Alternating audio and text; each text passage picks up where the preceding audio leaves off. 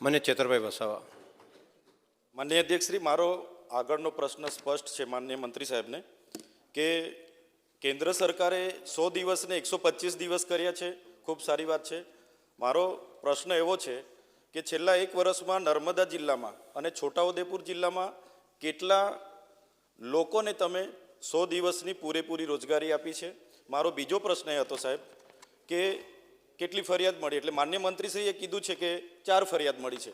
તો માન્ય મંત્રીશ્રીને આ સભાગૃહના માધ્યમથી આપના માધ્યમથી જાણવા માગું છું, એ 4 ફરિયાદોમાં શું કાર્યવાહી કરી, કોના પર કાર્યવાહી કરી?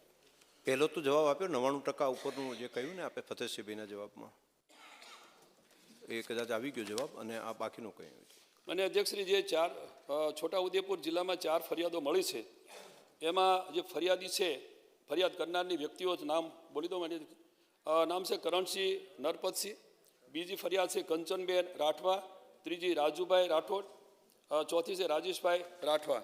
માન્ય અધ્યક્ષશ્રી, કુલ ઉત્પન્ન થયેલ માનવ દિન એમાં માન્ય અધ્યક્ષશ્રી 2024-25માં 31,76,721, એની સામે માન્ય અધ્યક્ષશ્રી 2025-26માં કુલ છે 47,75,813. આમ માન્ય અધ્યક્ષશ્રી, જેની જે જોબ કાર્ડ કાઢીને જેમણે માંગણી કરી છે એવા દરેકને 100 દિવસની રોજગારી અપાણી, પરંતુ માન્ય અધ્યક્ષશ્રી, નર્મદા જિલ્લામાં આવા જે 100 દિવસની પૂરી રોજગારી અપાણી હોય એવા 230 કુટુંબો અને છોટાઉદેપુર જિલ્લામાં 56 કુટુંબોને